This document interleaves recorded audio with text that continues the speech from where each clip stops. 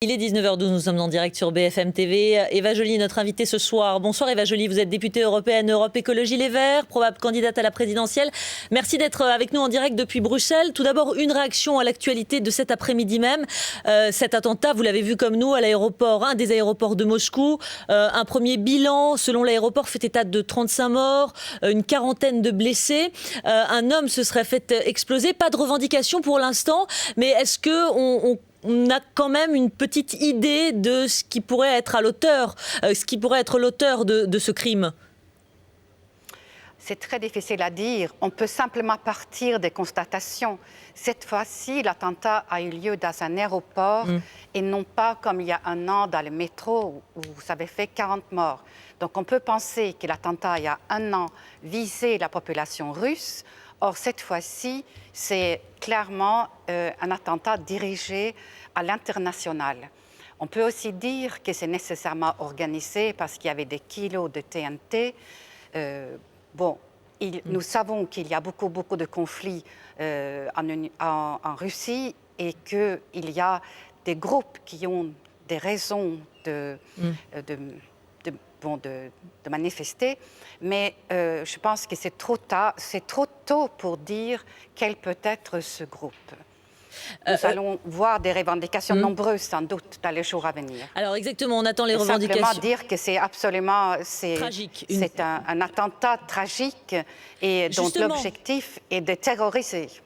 Justement, Eva Joly, vous êtes députée européenne. Est-ce que l'Europe fait assez, elle, en matière de sécurité, en matière de coopération judiciaire, de lutte antiterroriste notamment, ou encore de relations extérieures, quand on voit ce qui vient de se passer là? Vous savez, c'est toujours à l'agenda, mais ici, nous pensons que ce n'est pas dans le tout sécuritaire que la solution se trouve. Nous pensons que c'est aussi dans l'ouverture et la tolérance qu'on va combattre le terrorisme et non pas dans un mécanisme de plus en plus de sécurité, de plus en plus de violence. La violence génère la violence et on peut anticiper que ce qui est en train de se produire. On peut penser que Ben Laden sait qu'il y a des élections présidentielles en France et qu'il anticipe les réactions sécuritaires de notre président de la République. Alors venons-en maintenant, si vous le voulez bien, à l'autre actualité de cette journée. Nicolas Sarkozy ce matin en conférence de presse pour la présidence du G8 et du G20. Comment vous l'avez trouvé, Nicolas Sarkozy? Vous l'avez trouvé à la hauteur de cette responsabilité? Écoutez, moi, je présidais un hearing ici sur le Soudan et l'Ouganda, donc je n'ai pas eu l'occasion de le voir en direct, mais j'ai lu ses propositions et je maintiens ce que j'ai déjà dit à plusieurs reprises. C'est ici que ça se passe, c'est ici, à l'Europe, que ça se passe. C'est ici qu'on peut instaurer une taxe sur les transactions financières, par exemple. Et juste maintenant, nous sommes en train d'élaborer une directive sur les dérivatifs, c'est-à-dire l'instrument qui permet la spéculation. Et il n'y a pas de proposition française pour limiter cette spéculation. C'est l'instrument qui est employé pour spéculer sur les matières premières agricoles. C'est un des points à l'ordre du jour de Nicolas Sarkozy. Et vous voyez bien qu'il ne fait rien là où il peut faire quelque chose. Alors on va l'écouter, si vous le voulez bien, sur justement la taxe financière sur les transactions mondiales qu'il évoquait ce matin. Écoutons-le, on réagit juste après. La France est favorable à une taxe sur les transactions financières. La France considère que cette taxe est morale, compte tenu de la crise financière que nous venons de traverser, que cette taxe est utile pour dissuader la spéculation, je pourrais m'en expliquer si vous aviez des questions, et que cette taxe est efficace pour trouver de nouvelles ressources pour le développement. Eva Joly, n'est-ce pas un pas positif, cette annonce de Nicolas Sarkozy? Mais ça, tout le monde est d'accord pour dire que ça serait une taxe extraordinairement utile. Moi, ce que je vous dis, c'est qu'il faut l'instaurer au niveau européen et que ça, c'était un débat. L'Allemagne est pour, sinon, pour vous, ça n'aboutira pas. Cette demande. Autrement que dans l'Union européenne, pour vous, ça n'aboutira pas, c'est ce que vous dites. C'est-à-dire, ça a déjà été enterré dans les précédentes réunions de G20. Les États-Unis et le FMI n'en veulent pas. Donc, il faut commencer par l'instaurer ici au sein de l'Union européenne. Alors donc, je prends Nicolas Sarkozy au mot et je le défie. Il doit demander à la Commission européenne d'élaborer une directive qui porte la taxe financière qu'il a si bien décrite.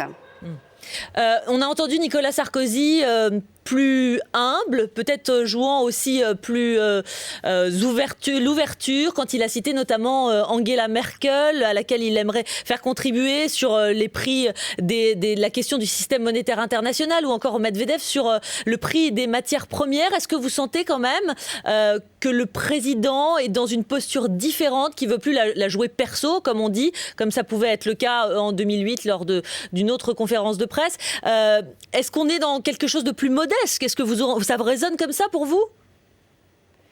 Il me semble qu'il ne joue pas encore complètement la carte européenne et qu'au sein du G20, il sera mieux entendu s'il était appuyé par les 27 États membres. Le G20, la présidence du G20, la présidence du G8, est-ce qu'on voit les sondages, et on va venir vraiment à la politique politicienne dans un instant, Eva Joly, mais est-ce que la présidence du G20, du G8 pour Nicolas Sarkozy, ça peut, d'après vous, au regard des électeurs, changer un petit peu la donne? Est-ce que cette posture peut changer la donne pour le président? C'est ce qui est recherché. C'est la photo à côté d'Obama, de Hu Jintao, c'est les médias autour. Et moi, ce que je dénonce, c'est que les actions qu'il recommande, c'est-à-dire lutter contre la spéculation de matières premières agricoles, c'est un but très noble. Il faut lutter contre la famine, il faut lutter contre la hausse des matières premières agricoles. Vous savez qu'aujourd'hui, le blé est plus cher qu'il ne l'était lors des révoltes des famines en 2008. Mais il a la possibilité de le faire, il ne le fait pas. C'est ça que je souligne. Il a la possibilité de le faire aujourd'hui. La directive est en discussion. Moi, j'ai proposé, au nom du groupe des Verts ici au Parlement européen, d'exclure les matières premières agricoles de l'index qui permet de prendre des positions sur les dérivatifs. Et je n'ai pas de soutien pour ça. Donc, si vraiment il veut lutter contre la famine, mais qu'il se dépêche et qu'il intervient dans cette directive. Alors, venons-en... Je voudrais aussi dire que la manque de nourriture est une bombe à retardement dans notre monde et qu'il y a une spéculation effrénée sur les matières premières agricoles. L'ONU a démontré le lien entre la spéculation et le prix des matières premières agricoles. Il y avait un sommet à Rome au mois de novembre pour parler de tout ça. Il n'y avait aucun chef d'État. Nicolas Sarkozy n'y était pas. Alors, on a bien compris, Eva Joly. On va revenir sur un autre aspect de cette conférence de presse ce matin. Le président qui a justifié le silence de Paris pendant, évidemment, cette crise tunisienne. On l'écoute, si vous le voulez bien, un petit instant. Il y avait une désespérance, une souffrance, un sentiment d'étouffer dont il nous faut le reconnaître, nous n'avions pas pris la juste mesure. Que le peuple tunisien soit assuré que le peuple français est solidaire de lui. Et c'est dans cet esprit que j'ai demandé à François Fillon et au gouvernement de préparer un certain nombre de mesures qui seront proposées aux autorités tunisiennes pour leur apporter le soutien de la France dans les circonstances exceptionnelles qu'elles ont à affronter et dans l'urgence à laquelle elles ont à faire face, en particulier sur le plan économique. Eva Joly, est-ce qu'il vous a convaincu, Nicolas Sarkozy, avec ce mea culpa en quelque sorte? Absolument pas. Je veux dire, ne pas avoir pris la mesure. Ils ont fait beaucoup plus que ça. Ils ont proposé d'aider les dictateurs à réprimer la révolution démocratique qui s'est déroulée. Et nous savons maintenant que le 14 janvier, ils avaient préparé l'arrivée du dictateur à l'aéroport de Bourget. Ils avaient déplacé des CRS et le préfet.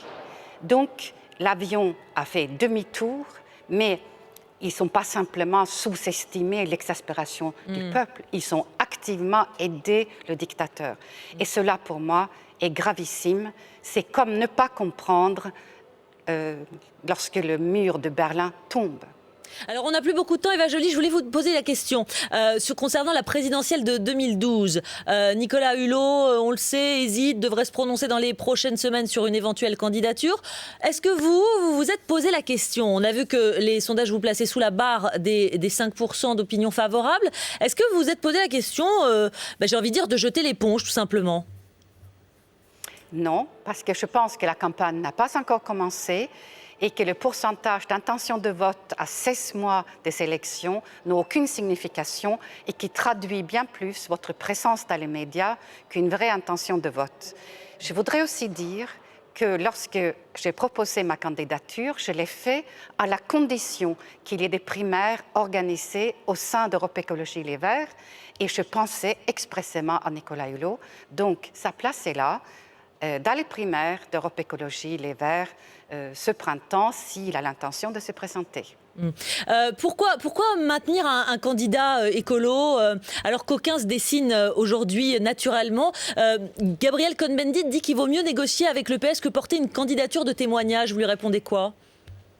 Oui, Gabriel Cohn-Bendit, il pense ce qu'il veut. C'est son opinion très personnelle.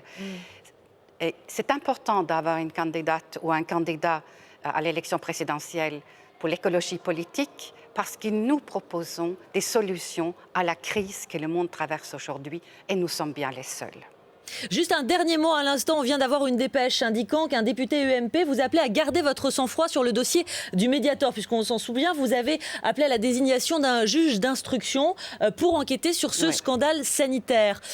On vous reproche un petit peu de garder vos habits de magistrate dans cette élection, dans cette campagne présidentielle. On ne peut pas me reprocher de bien comprendre ce qui se passe et de partager là-dessus mon indignation avec les citoyens.